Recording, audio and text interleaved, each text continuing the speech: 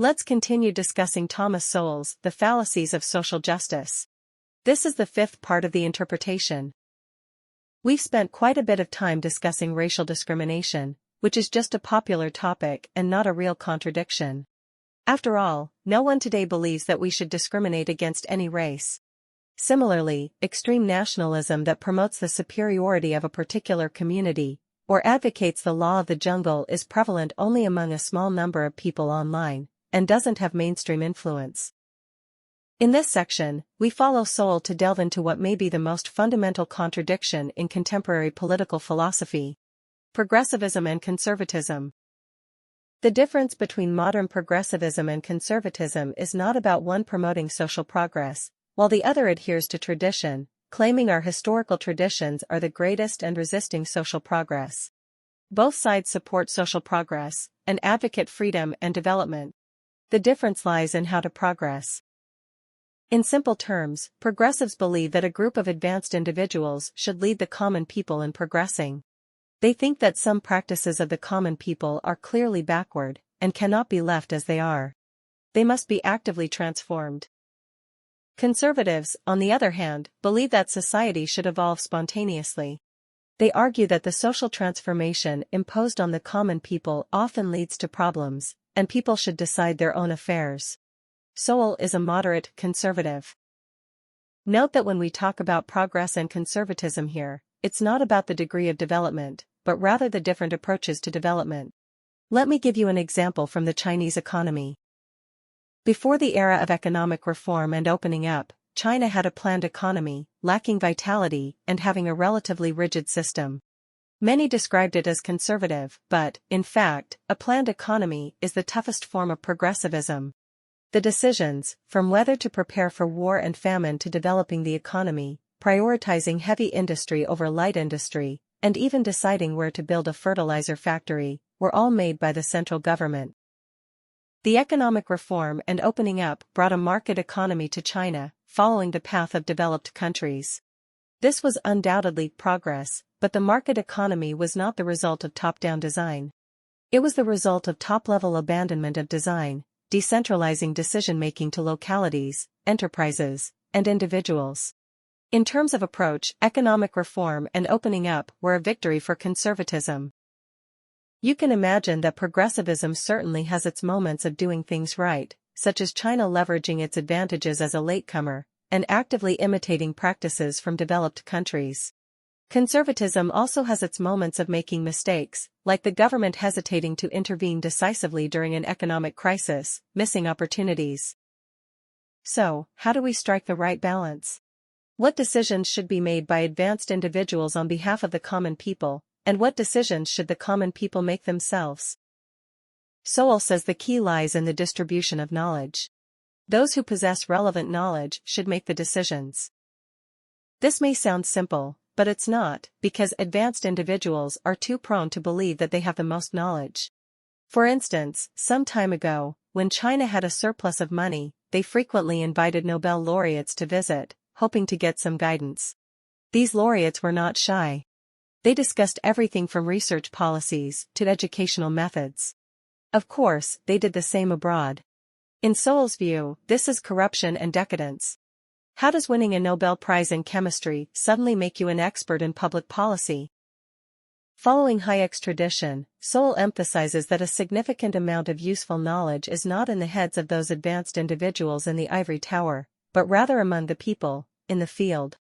We've discussed Hayek's ideas before. There's a wealth of local knowledge in a market economy, including tacit knowledge that can't be described in language. Therefore, decision-making authority must be delegated to those who are directly involved locally, rather than concentrated at the top. But local knowledge is not only about production knowledge. The arrogance of knowledge and advanced individuals toward knowledge is pervasive. Here's a counterintuitive example: payday loans. In the United States, people generally don't have the habit of saving money, so low-income individuals who encounter emergencies and need money have to borrow. Payday loans are prevalent, offering small, high-interest loans. I lend you a few $100s, and you must repay it within a few weeks, basically, when you receive your next paycheck.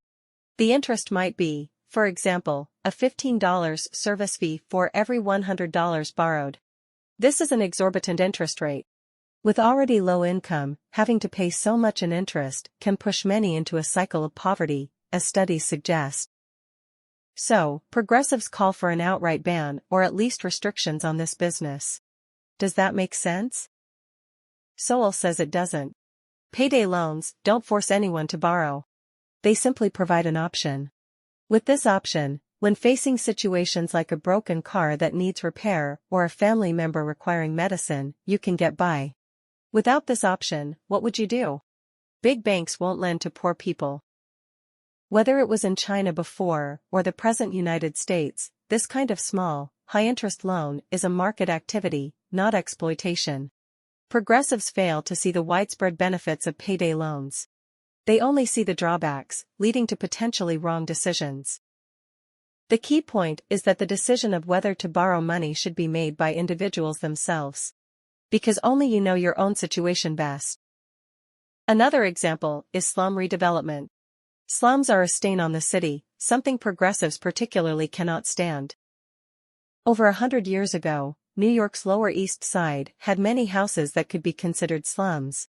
3 or 4 people, or even 5, squeezed into one room, with toilets outside. The New York authorities forcibly demolished these houses, not just clearing out the low-end population but rebuilding new houses in the same place, allowing people to come back and rent. The only problem was that the rent was higher than before. In the eyes of progressives, they built you good houses, and considering your income, you can afford that rent. Your living conditions have greatly improved, so shouldn't you be grateful to us? But they weren't. The reality is that those people in the slums knew very well how to spend their money. Most of them were new European immigrants. The men worked as street vendors, and the women did simple processing work at home for piece-rate wages. They weren't broke. They chose to live in the slums to save money. One planned to open a small store in the future, while another sent money to relatives in Europe. That money might help them survive famine or sponsor them to immigrate to the United States. Isn't that more important than expanding the per capita living space? Looking back, progressives wanted to carry out slum redevelopment not because the people in the slums wanted it, but because these progressives believed people needed it. This is a knowledge error and, more importantly, the arrogance of advanced individuals. The fundamental arrogance of progressives is the belief that common people lack the ability to determine their own lives, necessitating the restriction of their freedom to make decisions. Today, planned economies are a thing of the past, forced evictions are becoming increasingly unlikely in developed countries, but many intellectuals still advocate for controlling the common people. For instance, men can go to the workplace to pursue their dreams, while many women specifically stay at home to raise children, which seems unfair. So, a feminist suggests that society should simply eliminate the option for women to stay at home, and mandate that all women must work. Furthermore, an activist dedicated to changing consumer behavior says consumers are too easily deceived by businesses, impulsively consuming, and consuming for vanity. Measures should be taken to eliminate these behaviors and protect consumers. And a law professor says that even if citizens prefer inequality, we should make society more equal. In short, these people think that common people are not worthy of making their own decisions. Sowell has done a lot of research, and generation after generation of progressives have rewritten the meaning of the word freedom, believing that freedom for common people is not autonomy, but freedom to live a good life and freedom to do meaningful things in life. Their mission is to liberate the common people. But common people have knowledge, and it's precisely the knowledge of common people themselves that drives social evolution. Before World War I, among the Chinese immigrants to the United States, up to 60% came from Taishan County, Guangdong Province. How come people from this place had such great energy? This is not an exception. It's a general phenomenon. German immigrants to the United States, Italians to Australia, Spaniards to Argentina. All of these cases involve the vast majority of immigrants coming from a small region. Because immigration is not something you can just do. You need to understand the situation there. You need to know where to settle, what livelihood to pursue after arriving. You need knowledge. The knowledge of these immigrants only spread among their fellow countrymen, and was not written in newspapers by intellectuals. Knowledge like this, which is not systematic, lacks universal value but is particularly useful in real life, Sowell calls consequential knowledge. Intellectuals lack consequential knowledge, but they dare to dream. If you add the daring nature of progressivism to this, they might make decisions far less intuitive than those of common people. For example, from 1950 to 1960, the teen pregnancy rate and the incidence of sexually transmitted diseases in the United States were steadily declining, a good situation. However, the government believed that people's ideological concepts should progress, so they introduced sex education in schools, including openly showing films with nudity. Many parents protested at the time, saying that such explicit content was inappropriate for children, but they were all dismissed as backward individuals. After the implementation of sex education, the incidence of sexually transmitted diseases and teen pregnancy rates skyrocketed. Also, the simple common understanding is that to reduce the crime rate, you should punish crime severely. However, progressives believe that civilized society should ensure the rights of criminals. In the 1960s, the United States amended laws, providing many new rights to criminals. And the crime rate, which had been declining for 3 decades, immediately began to surge. Common people's thinking may not be wrong, but progressives insist that they are wiser than common people. These people also form communities and suppress different voices. In Sowell's view, this is the greatest danger of our time. Using Hayek's terminology, this is the fatal conceit. Sowell didn't use examples from China. Otherwise, I guess this book would be even more fascinating. We often hear people say that the wisdom of the masses is infinite, while others advocate for the need for great mentors for progress, and these people may not see the contradiction. How to balance this contradiction? The key lies in where knowledge is. For affairs that are far away, global in nature, such as international politics, common people indeed don't understand. So, various news articles have emotional value for ordinary readers, and require experts and intellectuals to analyze and interpret them.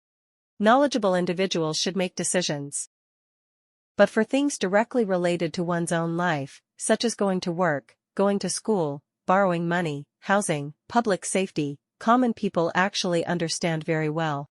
People themselves making decisions are the best decisions. So, freedom is the baseline of social justice. Whoever is involved should have the final say. If your policy eliminates people's options, restricts their freedom, it's most likely dangerous. If you feel there is value in this, please like, subscribe to this channel, and leave your thoughts or suggestions in the comments section. Let's grow together and read more good books.